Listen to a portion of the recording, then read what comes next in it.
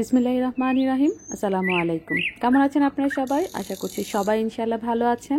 আমি আলহামদুলিল্লাহ আল্লাহর অশেষ মেহেরবানিতে মাশাআল্লাহ ভালো আছি। চলে আসলাম আরেকটা নতুন ভিডিও নিয়ে, আর আশা করছি আজকের ভিডিওটা আপনাদের কাছে ভালো লাগবে।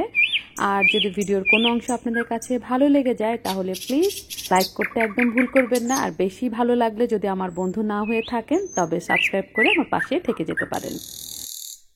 অনেক দিন বৃষ্টির পর আজকে কিন্তু সুন্দর একটা সকাল দেখেছি, একদম রোদ ঝকঝকা। তো এই সকালটা দেখে কিন্তু খুব ভালো লাগছে, মনে হচ্ছে সব যেন ঠিক হয়ে যাবে। আর এখনকার কাজই তো এটা, কিছুক্ষণ পরপরই কিন্তু চলে আসি ড্রয়িং রুমে, এসে টিভি ছেড়ে দিয়ে দেখতে থাকি। এখন আর অন্য কোনো কাজ নেই, সারাক্ষণই শুধু খবরই দেখি। এই কয়দিনে এত খবর দেখেছি যে এই বয়স হওয়া পর্যন্ত মনে হয় এত খবর দেখিনি। আগে দেখতাম আমার আব্বা এরকম খবর দেখতো। যেহেতু রোদ উঠেছে তাই ভাবলাম কাপড়গুলো ধুতে দিয়ে দিই, কারণ কিছুদিন বৃষ্টি থাকার কারণে অনেকগুলো কাপড়ই জমে গেছে। এখন অল্প অল্প করে সব কাপড় ধুয়ে দিতে হবে, যাতে করে তাড়াতাড়ি সব শুকিয়ে যায়।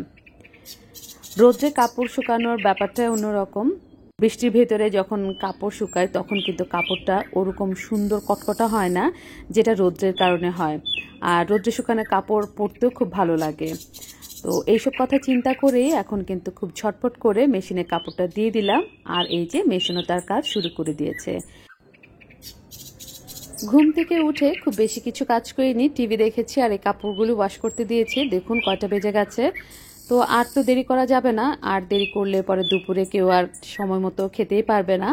এর জন্য চলে আসলাম রান্নাঘরে। এখন কিন্তু আমার রান্না করতে তেমন একটা ভালোই লাগে না, এরপরও কিছু করার নেই, যতটুকুই পারি রান্না তো করতে হবে, কারণ রান্না না করলে খাবো কি, পেট তো আর এত কিছু মানবে না। তো চলে আসলাম, এখানে হচ্ছে চিচিঙ্গা ভাজি করব। চিচিঙ্গা ভাজিটা আমি খুব সাদা মাটাভাবে করি, আমি নিজে একজন সাদা মাটা মানুষ, তাই যে কোনো রান্না আমার সাদা মাটা হয়, আর আমি এভাবে খেতে অভ্যস্ত। কোনো রকম পানি দেয়নি এখানে। চিচিঙ্গাগুলো বসিয়ে তারপরে অল্প পরিমাণে পেঁয়াজ, হলুদ গুঁড়া, অল্প একটু লবণ আর হচ্ছে 3টা কাঁচামরিচ দিয়ে দিলাম। আর কোনো কিছু দিব না, মশলাগুলো একটু ভালো করে মাখিয়ে এখন অল্প আছে এটা ঢেকে তারপর বসিয়ে রাখবো। এতে কিন্তু আস্তে আস্তে হয়ে যাবে। আর এরপরে এর পাশেই বসিয়ে দিচ্ছি আরেকটা পাতিল, সেই পাতিলে অন্য তরকারি রান্না করার জন্য প্রস্তুতি নিচ্ছি। পেঁয়াজ, লং, এলাচ, দারচিনি যা কিছু আছে সব কিছুই দিয়ে দিলাম। এরপর আস্তে আস্তে সব মশলাই দিয়ে দিব। আর আমি কিছু টমেটো আগে থেকে পেস্ট করে রেখেছিলাম, সেটা ডিপ ফ্রিজে ছিল, তো সেখান থেকে বের করে এনে দিয়ে দিলাম। আর এই যে কিউব করে রাখা আদা রসুনের যে পেস্ট সেটাও দিয়ে দিলাম।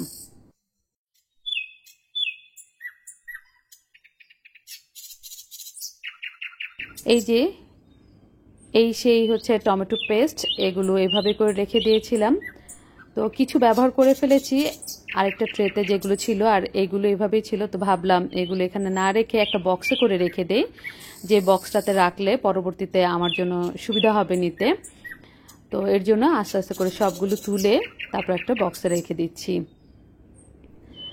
আমি কিন্তু মনে প্রাণে বাঙালি, আর তাই কিন্তু যাই পাই এই ধরনের আইসক্রিমের বক্স বা যে কোনো জিনিসের বক্স থাকে সেই বক্সে রেখে দেই। যদি আমার বাসায় অন্যান্য ফুড গ্রেড বক্স আছে তারপরেও কেন জানি মনে হয় এইসব বক্সে রাখলে একটু নিরাপদ থাকে, মানে বক্সটা নষ্ট হয়ে গেলে ফেলে দেই, ধোয়া টোয়ার এত কোনো ঝামেলা নাই, একটু টেনশন ফ্রি থাকি।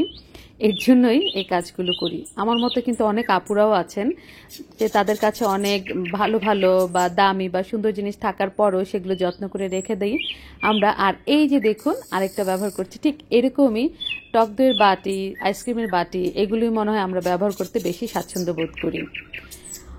তাই বলে যে আমরা অন্যান্য কিছু ব্যবহার করি না তা কিন্তু না, ব্যবহার করি, কিন্তু সেটার পরিমাণ কম। যদি হাতের কাছে এই ধরনের বক্স থাকে তবে আমি আমার ক্ষেত্রে এই ধরনের বক্স ব্যবহার করে থাকি বেশি। তবে আস্তে আস্তে এই অভ্যাসগুলো একটু দূর করার চেষ্টা করব, অন্যান্য বক্স ব্যবহার করা শুরু করব ইনশাআল্লাহ। চেষ্টা করি কিন্তু হয় না, ওই যে বাঙালিয়ানা। তো এখানে অনেকগুলো কাঁচামরিচ এনেছিল, সেগুলোই কিন্তু আমি বক্সে করে রাখলাম, আর বাকিগুলো পলিতে করে রেখে দিয়েছি, দেখলেনই তো। কারণ যেগুলো পলিতে আছে সেগুলো আমি আগে খেয়ে নিব, মানে আগে রান্নায় ব্যবহার করব, এরপরে আমি ওই বক্সারগুলো ধরবো। আর এই যে এখানে মাংস বসিয়ে দিলাম এক চুলায়, আর পাশের চুলায় যে ভাজিটা ছিল, ভাজিটা কিন্তু এখন মাশাআল্লাহ হয়ে গেছে। যেহেতু পানি ছাড়া আমি ভাজিটা করেছি তাই কিন্তু খুব সুন্দর হয়েছে এবং খেতেও খুব ভালো হবে। শুধু এভাবে চিচিঙ্গা ভাজি খেতে আমার কাছে ভালো লাগে না, তাই আমি একটা ডিম দিয়ে দিলাম। ডিম দিয়ে সুন্দর করে এটার সাথে মাখামাখি করে একটু ভেজে নেব। কেউ চাইলে কিন্তু ধনেপাতা বা জিরা গুঁড়াও দিতে পারেন, এতে করে যাদের ডিমের গন্ধের একটা সমস্যা থাকে সেই সমস্যাটা দূর হয়ে যাবে ইনশাআল্লাহ। আর এভাবে খেতে কিন্তু খুব ভালো লাগে। তো এক পাশ দিয়ে ভাজিটা হয়ে গেল, আরেক পাশে এই যে মুরগি বসিয়েছি এটা খুব ভালো করে কষিয়ে নিচ্ছি। আমি কিন্তু মুরগি ঢাকনা দিয়ে ঢেকে তারপর রান্না করি না, এরকমভাবে বসিয়ে আস্তে ধীরে ভালো করে কষিয়ে তারপর রান্না করি। তো মুরগি কষাতে কষাতে এদিক দিয়ে আমি ভাতটাও রেডি করে ফেলছি, চালগুলো এখন ধুয়ে ফেলবো। পাশাপাশি কাজ করে ফেললে আমাদের কাজগুলো অনেক সহজ হয়, এইটা আমরা সব গৃহিণীরাই জানি। আর আমরা কিন্তু এভাবে কাজ করার চেষ্টা করি যাতে করে রান্নাঘরে খুব বেশিক্ষণ থাকতে না হয়। যেহেতু ওখানে তরকারিটা বসিয়েছি তাই কিন্তু এখানে ভাতটাও ধুয়ে নিচ্ছি, মানে ভাতের চাল যেটা সেটা ধুয়ে নিচ্ছি। ভাতের চাল ধুতে ধুতে এদিক দিয়ে কিন্তু মাংস কষানো হয়ে গেছে। তো এখন এখানে প্রয়োজন মতো পানিও দিয়ে দিব। খুব বেশি পানি দিব না, কারণ মাংসটা কিন্তু অলরেডি হয়েই গেছে কষাতে কষাতে। এখন শুধু গায়ে মাখা ঝোল থাকবে, এরকম পরিমাণে পানি দিব। আর দেখুন কষাতে কষাতে আমার পাতিলের গায়ের কি অবস্থা। আমার তো সবসময় এরকম হয়, এটা তো আমি আপনাদের সাথে আগেও শেয়ার করেছি। তবে এই যে পানি দিয়েছি আস্তে আস্তে সব উঠে যাবে, উঠে গিয়ে কিন্তু পাতিল আবার মোটামুটি পরিষ্কার হয়ে যাবে। আর রান্নার ভেতরে তার ভেতরে অংশটুকু ওভাবে মোছা যায় না, তাই এই অবস্থাতেই থাকে। এই যে দেখুন এখন অনেকটা হালকা হয়ে গেছে। তো এটা নাড়া দিয়ে এদিক দিয়ে আমি ভাতটাও বসিয়ে দিলাম। আর ভাতটা বসিয়ে দিয়ে ভাতটা ঢেকে দিব যাতে করে বলকটা একটু তাড়াতাড়ি চলে আসে। আর এই কাজ করতে করতে আমার কিন্তু মুরগি রান্নাটাও হয়ে গেছে। আমি এখন এখানে কিছু জিরা গুঁড়া দিয়ে নিব। নামানোর আগ মুহূর্তে জিরা গুঁড়া দিলে সুন্দর একটা ফ্লেভার আসে, এর জন্য গরুর মাংস হোক আর মুরগির মাংস হোক নামানোর আগ মুহূর্তে আমি জিরা গুঁড়া দিতে পছন্দ করি, তবে মুরগিটাতে একটু আগেই দিই। আর এই যে ভাজিটা করেছিলাম সেটা এখন একটা বাটিতে নামিয়ে নিচ্ছি। ভাজিটা খেতে কিন্তু অসম্ভব মজা হয়েছিল। আর বলতে পারার পেছনে কারণ হচ্ছে এই ভয়েস ওভারটা তো আমি অনেক পরে দিচ্ছি, কারণ এই ভিডিওগুলো আগেই করা ছিল, এর জন্য বলতে পারছি ভাজিটা আসলে অনেক মজা ছিল। এই তো তৈরি হয়ে গেল আমার ভাজি।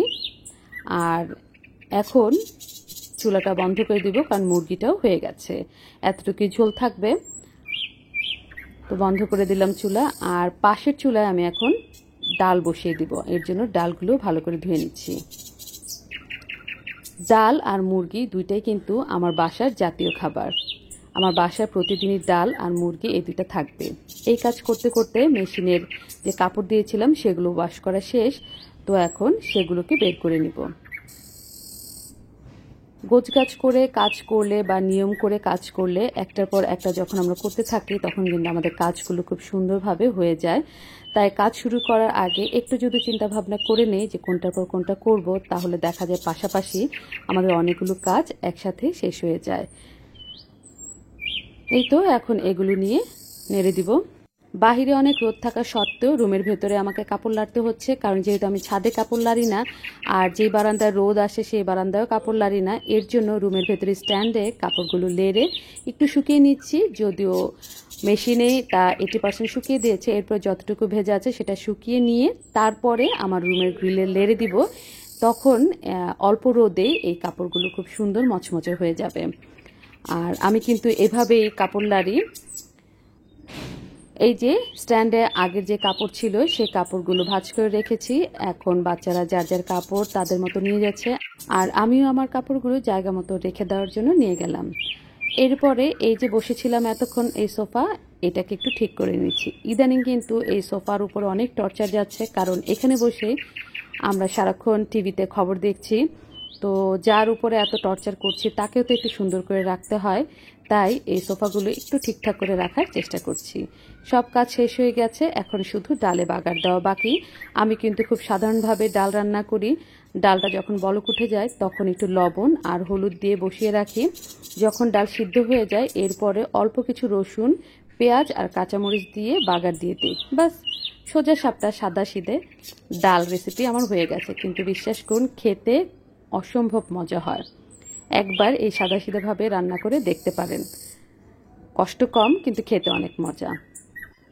পেঁয়াজ রসুনগুলো যখন ব্রাউন কালার হয়ে যাবে তখনই এই ডালের ভেতরে দিয়ে দিব। ডালের ফোড়ন দেওয়া শেষ হওয়ার পরে কিন্তু আজকের দিনের মতো আলহামদুলিল্লাহ আমার সব কাজ শেষ।